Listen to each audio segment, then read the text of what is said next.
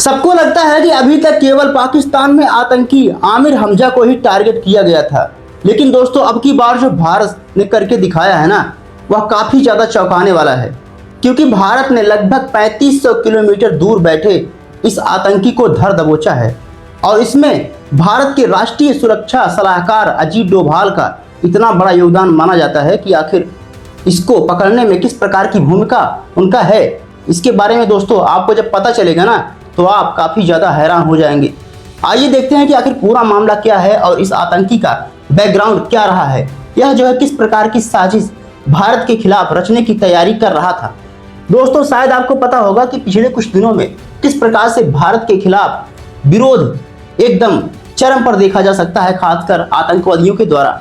और ऐसे ही एक आतंकी था जो भारत के खिलाफ षड्यंत्र रच रहा था, वह भी भारत में रहकर एकदम नकाब पहनकर। मतलब उसका नाम तो आतंकी था, लेकिन वह खरगोश नाम से जो है लश्कर-ए-तैयबा से जुड़ा था और भारत के राजस्थान के जयपुर शहर में जो है चुपके से रहता था। दोस्तों इतना ही नहीं, यह आतंकी, इसका नाम जो था, मूल नाम जो था वह अबू हरैरा था और यह जो है हाफिज सईद से इसका नाम जोड़ा जाता है।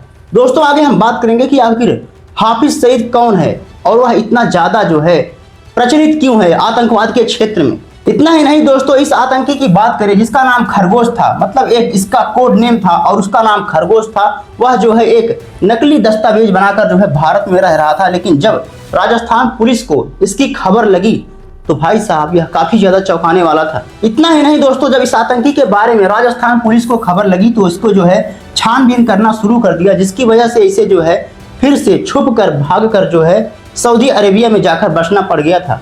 लेकिन दोस्तों अब जो हुआ है ना वह काफी ज्यादा चौंकाने वाला है, क्योंकि आप सभी को पता होगा कि पाकिस्तान में किस तरीके से एक आतंकी आमिर हमजा को किस प्रकार से वहां पर अज्ञात हमलावरों के द्वारा जो है टारगेट किया गया था और इसे गोलियों से भून दिया गया था। और यह जो है एक मॉल से निकल रहा था, टीवी शो से जो है निकल रहा था एक जज के साथ में, लेकिन फिर भी आतंकियों ने इसे जो है भून दिया था। दोस्तों इसके अलावा शायद आपको पता होगा कि लश्कर-ए-तैयबा पाकिस्तान में फल फूल रहा एक आतंकवादी संगठन है जो ऐसे लड़कों को जो है वहां पर टारगेट करता है, मतलब उन्हें एकदम उनका ब्रेन वॉश करता है, उन्हें समझाता है कि भाई साहब आप भारत में जाइए, मर जाइए, आप भारत के खिलाफ लड़िए, भारत में विरोधी भावना फैलाइए, भारत को तोड़ने की बात करिए, कैसे तोड़ा जाए उसको, भारत में जो भाईचारा है उसको किस प्रकार से खत्म किया जाए।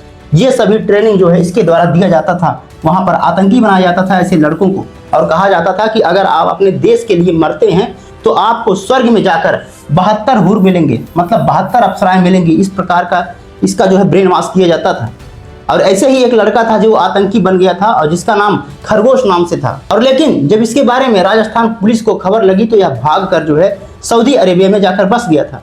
लेकिन अब जो है वहां की सरकार द्वारा भारत के संपर्क में रहते हुए उसे पकड़ लिया गया है। दोस्तों अब तक आपको पता चल गया होगा कि अमेरिका ने आतंकवाद के क्षेत्र में जो सबसे बड़ी लिस्ट जारी की थी उसमें जो है हाफिज सईद का नाम आता है और उसमें अमेरिका ने यह घोषणा किया है कि अगर हाफिज सईद को मुझे जो है कोई सौंपता है तो उससे 10 अरब अमेरिकी डॉलर का इनाम जो है दिया जाएगा। मतलब दोस्तों आप सोच सकते हैं कि यह आतंकी कितना ज्यादा खतरनाक था। इसके अलावा लश्कर-ए-तैयबा मतलब एलईटी को गठन करने के लिए इसका सबसे बड़ा हाथ माना जाता है और इसका सबसे बड़ा करीबी जो है आमिर हमजा था, मतलब को फाउंडर था। ये दोनों ने मिलकर जो है एलईटी का निर्माण किया था, खासकर पीओके वाले इलाके में। और यहाँ से जो है भारत विरोधी भावनाएं जो है फैलाने की पुरजोर कोशिश इनके द्वारा किया जाता था। बहरहाल आइए समझते हैं कि आखिर यह सब अंजाम जो है कैसे दिया गया था, आखिर कैसे जो है खरगोश नाम के इस आतंकी को पकड़ा गया था। दोस्तों यह है पीओके वाला इलाका और यह पूरी तरीके से पाकिस्तान के अंडर में है, लेकिन यह भी जो है भारत का अभिन्न हिस्सा है। मतलब यह भी पूरी तरीके से जो पीओके वाला इलाका है कश्मीर का, यानी कि जम्मू कश्मीर का, यानी कि भारत का अभिन्न हिस्सा है।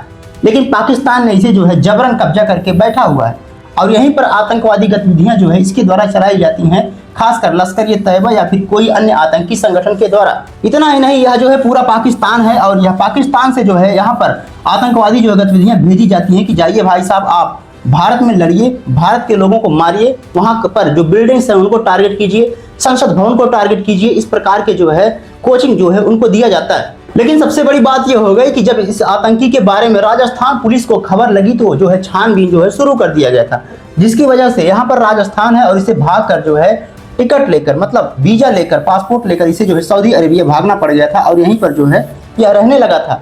लेकिन सबसे बुरी खबर इसके लिए यह हो गई थी कि जब भारत के सुरक्षा सलाहकार इस समय जिस प्रकार से मिडिल ईस्ट में तनाव बढ़ता हुआ दिखाई दे रहा है, उसी पर बातचीत करने के लिए वहां पर जो है राष्ट्रीय सुरक्षा सलाहकार जो है अजीत डोभाल यहां पर पहुंचे हुए थे और दोनों की मीटिंग चल ही रही थी कि उस दौरान जो है इसको जो है पकड़ लिया जाता है यहाँ पर। और सऊदी अरेबिया ने यह भी साफ कर दिया है कि भाई साहब आप इस आतंकी को ले जाइए भारत में और वहां पर जो भी करना है कीजिए, मुझे इससे कोई मतलब नहीं है। दोस्तों आप समझ सकते हैं कि सऊदी अरेबिया भी एक मुस्लिम कंट्री है, लेकिन फिर भी इस आतंकी को जो है सौंप दिया है, तो कितना अच्छा काम जो है सऊदी अरेबिया ने भारत के साथ किया है। जैसा कि आप देख सकते हैं कि किस तरीके से सऊदी अरेबिया में भारत के सुरक्षा सलाहकार यानी कि अजीत डोभाल साहब किस प्रकार से वहां के जो प्रिंस हैं मोहम्मद बिन सुल्तान उनसे जो है बातें कर रहे हैं कि उस जो है आतंकी को सौंप दिया जाए और मिडिल ईस्ट में जो तनाव बढ़ता हुआ दिखाई दे रहा है उस पर जो है कुछ किया जाए ताकि पेट्रोल क्राइसिस जैसी स्थिति ना देखने को मिले।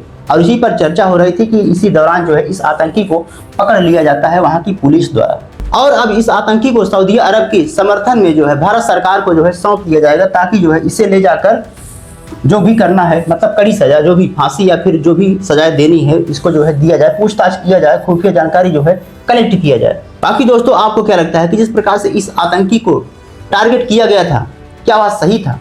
और ऐसे कितने कितने आतंकी हैं जो अभी तक भारत में छुपे हुए हैं, उनको पकड़ने की किस प्रकार से जरूरत है? कमेंट बॉक्स में जरूर बताइएगा।